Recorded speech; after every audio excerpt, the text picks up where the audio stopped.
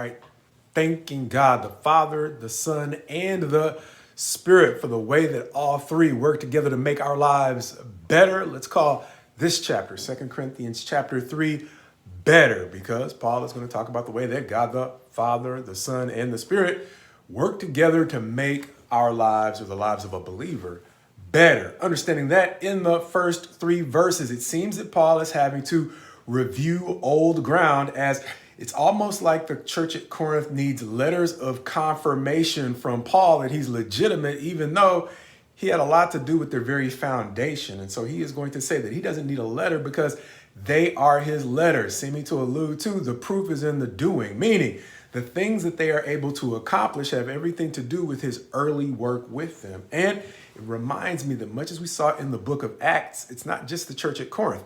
The before and after picture that you saw in each of those churches had to do with what the Spirit of God was accomplishing in the believers, whether they were Jewish or Gentiles, understanding that there was a clear before and after picture. And so he is pointing back to their origins to help them understand, and this is a lot of me ad-libbing, but it fits within the pattern of the book of Acts.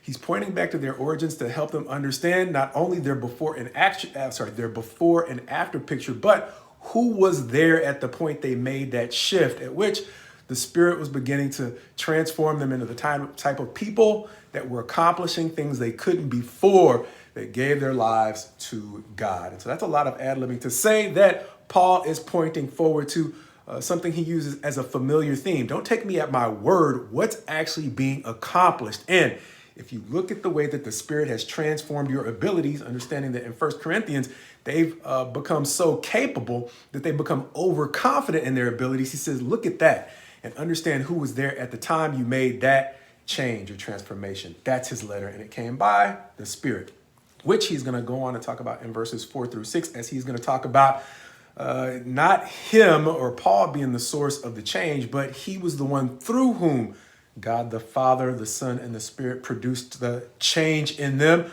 Understanding in verse 5, he's going to say, not that we are sufficient in ourselves, but he's going to point to the Christ in verse 4. The confidence that they have comes from Christ. Into verse 5, the sufficiency is from God, and they are ministers of a new covenant in verse 6 by the Spirit, not the letter of the law.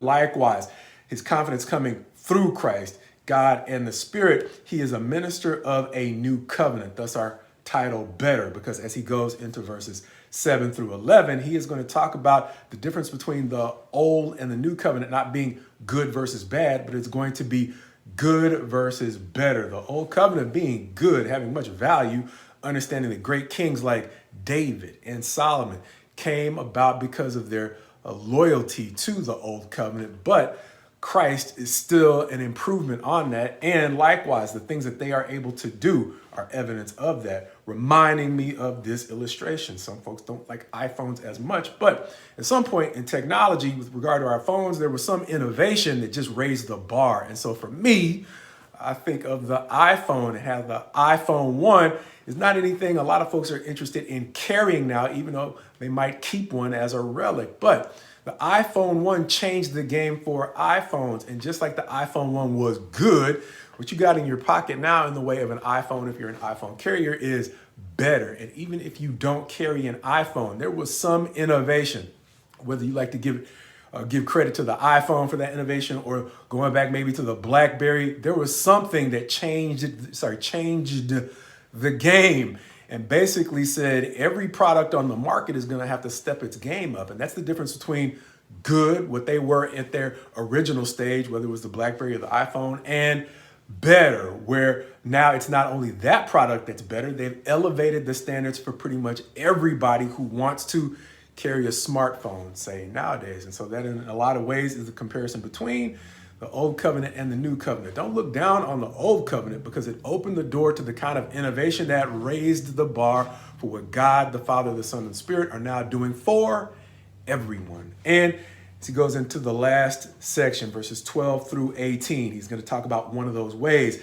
saying that the Spirit, really, Christ is the one who lifts the veil on our understanding so that we can have a better understanding of what it is that God has planned for us downrange beyond the struggles that we have right now. But he says, trying to figure it out without Christ leaves you struggling because even his people didn't clearly understand it, because the Old Covenant says there's some things that are made available to us or revealed, but there are some things that God keeps mysterious. And some of those things he's only revealed through his son. Thus, the new covenant enhances your ability to understand what God is doing, no matter how much you study what he's done in the past under the old covenant. And then likewise, he's saying the Spirit works with that, or within that plan, to add a level of freedom. And the lasting illustration that left me with, or impression it made on me, is understanding the whole concept of freedom. It was still kind of hazy to me. It might still be hazy to me, but an illustration helped me, I guess, maybe begin to understand it a little bit better.